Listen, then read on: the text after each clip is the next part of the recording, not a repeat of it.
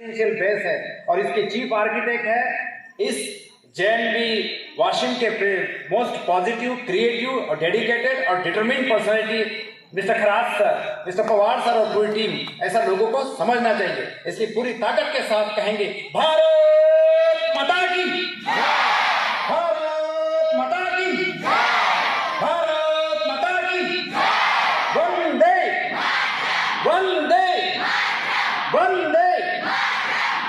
1 जुलाई 1998 को वाशिम डेवलपमेंट के हिसाब से अकोला से अलग होकर एक स्वतंत्र डिस्ट्रिक्ट बना।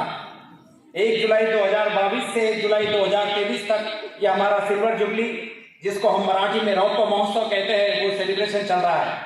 मुझे बोलते समय बहुत खुशी है एज ए सोशल वर्कर, हमारे जिले के जिलाधिकारी मोस्ट सिंपल, मोस्ट डेडिकेटेड और काम के प्रति बहुत सच्चाई रखने वाले रिस्पेक्टेबल शर्मुग राजन साहब का मैं जितना आभार व्यक्त करूं सभी एनजीओ की तरफ से, वो आर्ट ऑफ लिविंग हो, पतंजलि हो, योगा क्रिएशन हो, ओएसिस ग्रुप हो या अलग अलग एनजीओ हो, सभी लोग आज कुछ कारणवश सर यहाँ नहीं है, लेकिन हमारे जिले के अतिरिक्त जिलाधिकारी पवार साहब यहाँ हैं। कई बार पवार साहब के साथ में मीटिंग में और अलग अलग सामाजिक कामों के संदर्भ में, चर्चा के संदर्भ में मैं बैठा। सर मैं आपका बहुत बहुत आभारी हूँ। आप जब कभी समस्या लेके हम आते हैं, आप पूरी तरह से सुनकर उसको कैसा क्रियान्वित किया जाए, इसके लिए आप पूरा समय भी देते हैं। और आज भी हमारी रिक्वेस्ट को जेएनवी वाशिम और हमारे सोशल विंग को आपने जो समय दिया, आपका मैं आभारी हूँ। और दूसरा आभार व्यक्त करना चाहता हूँ, पिछले 25 साल से कोई भी वाशिम का सामाजिक काम हो, यदि वो माशेपार परिवार की ओर से हो रहा है, तो उस काम के लिए पानी का वाटर कंजर्वेशन हो या स्टूडेंट अपलिफ्टमेंट का काम हो, रिप्लांटेशन का हो, कोई भी अच्छा काम हो, उसके लिए हर महीने कंपलसरी डोनेशन का जो निर्धार 25 साल पहले जिस दाम्पत्य ने लिया, वो मिस्टर एंड मिसेस महकरकर, जिनको कई अवार्ड मिले हैं, ऐसे प्रसिद्ध वास्तु कंसल्टेंट, और जल्द ही वाशिम जिले की पहली महिला वो बनने जा रही है जिसको डबल पीएचडी मिलने वाली है। मैं उनका भी आभार व्यक्त करता हूं। आज बहुत ही व्यस्ततम शेड्यूल में हमारे वाशिम जिले के लोकमत के उपसंपादक रिस्पेक्टेबल सुनील बाबू काकड़े जी, जिनको काम छोड़कर मैंने हाथ पकड़कर उनको बुलाया कि नहीं आपको यहाँ 5 मिनट देना है, मैं आपका आभार व्यक्त करता हूँ।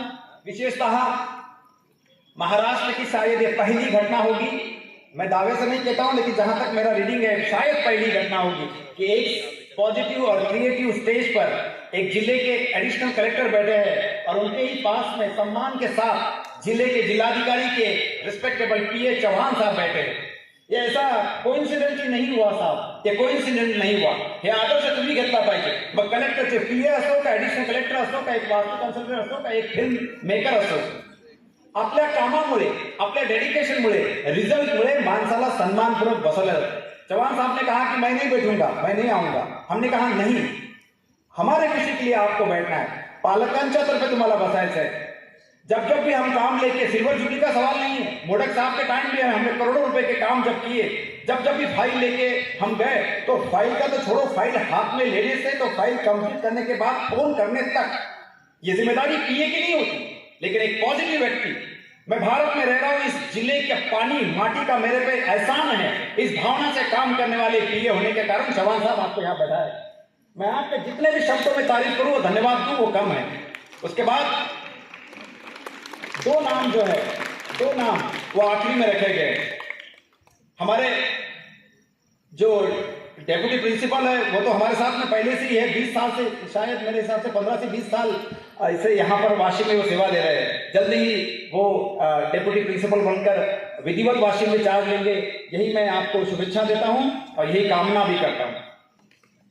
मैं आप देख रहा था ड्रोन की परमिशन के लिए हम एसपी ऑफिस में जा रहे थे, कलेक्टर ऑफिस में जा रहे थे, तो जिस डेडिकेशन से वो हमारे साथ में थे और मुझे कह रहे थे कि सर प्लीज और 1 घंटा आप दीजिए और मेहमान आने के 1 घंटा पहले आप आइए। जसं आईचा आग्रह असतो लेकराला आणखी आणखी पोळी खा बेटा, उस प्रकार से उनकी भावना थी। पवार साहब आपको भी सैल्यूट। और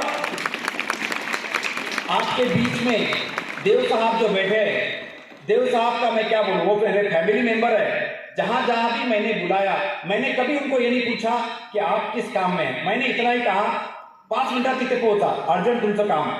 आज तक इस व्यक्ति ने कभी ये नहीं कहा कि मला वेळ नाही। इस आदमी के लिए जोरदार ताली होना चाहिए। मुझे अभी खराज सर ने एक मैसेज दिया कि जब आप वोट ऑफ थैंक्स देंगे तो निश्चित तौर पे देव भाऊ को हमारे पूरे जेएनयू ग्रुप की तरफ से आभार व्यक्त कीजिए। मतलब सर ये तो ठीक है, अगली चिट्ठी थी उनकी, छोटी सी चिट्ठी आई थी, क्या लिखा था उसमें?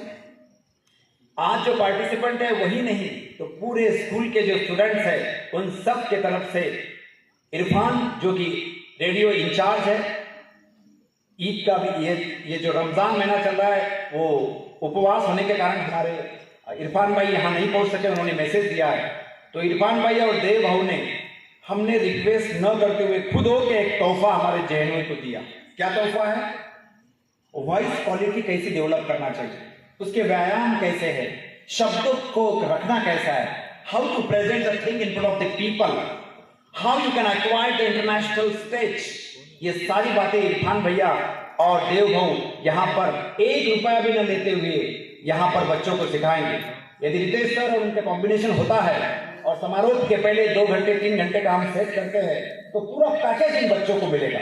मैं दावे के साथ कहता हूं कि इंटरनेशनल क्वालिटी का नॉलेज आज सवेरे 10 बजे से आपका शुरुआत हो चुकी है।